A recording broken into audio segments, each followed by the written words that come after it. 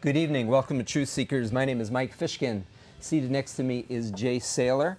It is October 24th, 2009. So in exactly a week, we'll have little kids knocking at our doors, trick-or-treating in the year 2009. I say that just to get you geared up, because you can call us if you're watching today, if you're interested, and comment on the things you're hearing and seeing. We're going to show some film clip in a minute.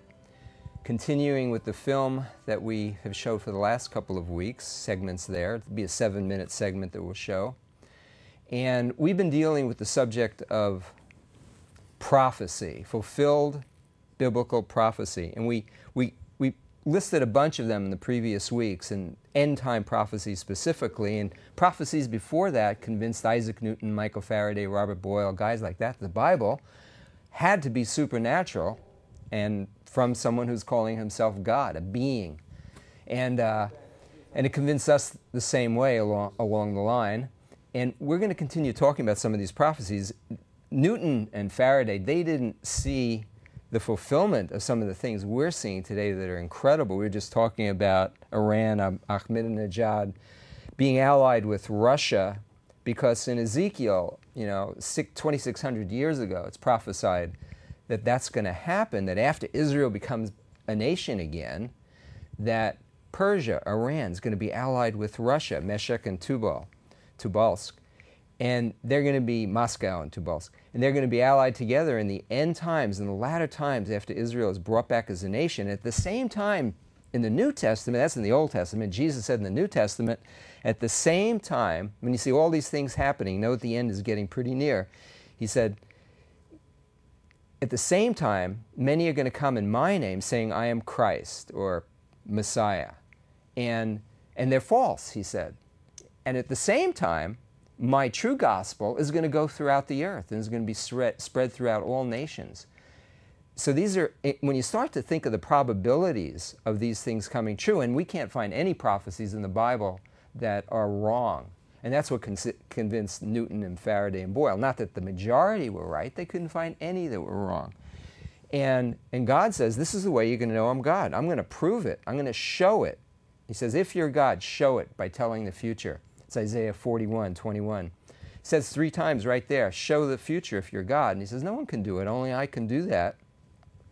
And I'm going to prove it. So we're going to show some more of this film clip.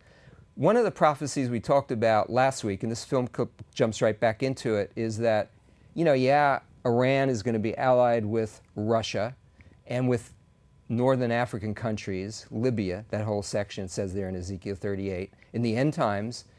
And Jerusalem is going to be a cup of trembling to the nations around about it, and a burdensome stone to all people.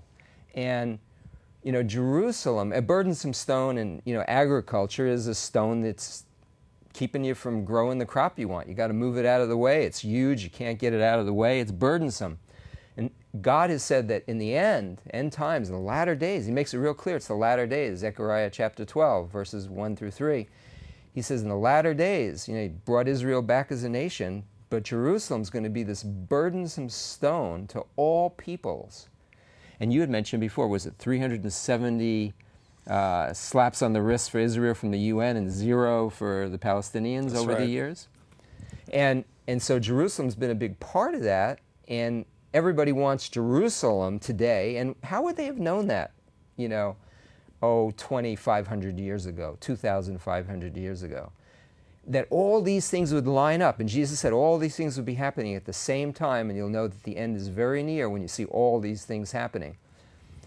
We're still yet to see some great famines, plagues. You mentioned before, AIDS, is one that started. We're going to unfortunately see more. Great earthquakes and profusion.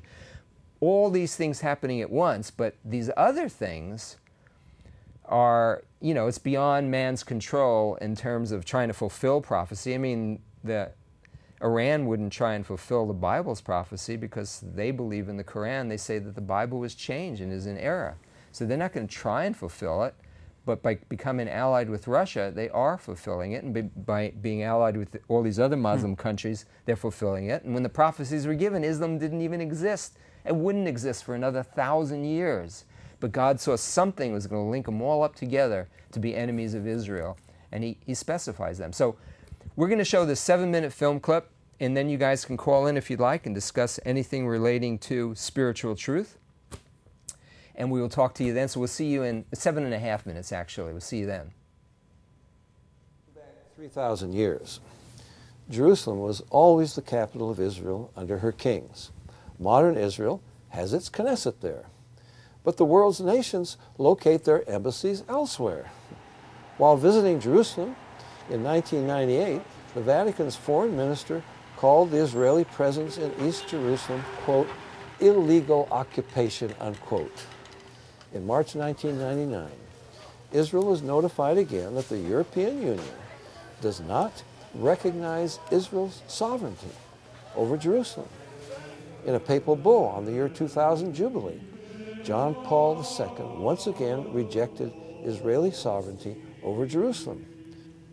In mid-February 2000, the Vatican signed an agreement with the PLO calling for, quote, international guarantees to preserve Jerusalem under international control.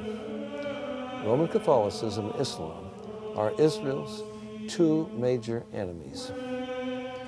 Pope John Paul II has warmly received Yasser Arafat, that terrorist, many times, beginning when he was at the height of his career as the world's most notorious murderer and criminal.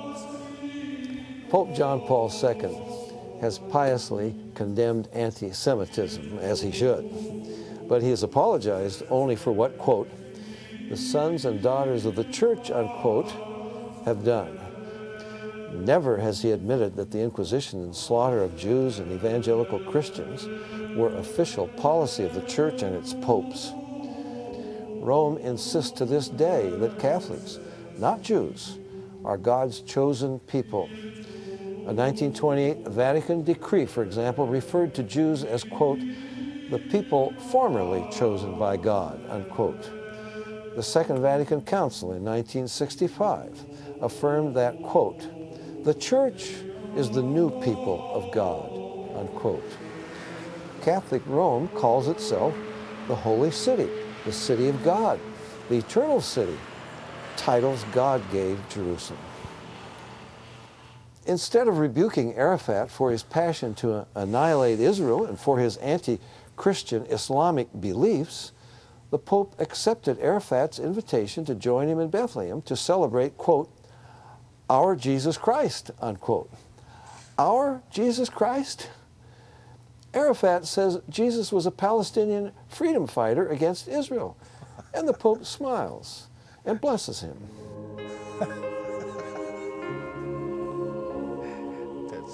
Jews blame Christ and Christianity for Catholicism's anti-Semitism. But Catholicism, with its false gospel of works and sacraments, purgatory and indulgences, is not biblical Christianity. No true Christian could be anti-Semitic. Jesus was a Jew. In fact, the Catholic Church has killed far more Christians than it has Jews. Pope Innocent III massacred the entire city of Béziers, France, about 60,000 Albigensian Christians, and he called it the crowning achievement of his papacy. It took the Pope's armies a century to exterminate the Albigenses. The same fate was meted out to the Waldenses, Huguenots, Hussites, and others. In St. Bartholomew's massacre, 70,000 Huguenots were slaughtered, another 200,000 slain later, and about 500,000 fled France for their lives. Examples could be multiplied. Hitler could not have murdered 6 million Jews without the centuries of church-sponsored anti-Semitism preparing the way.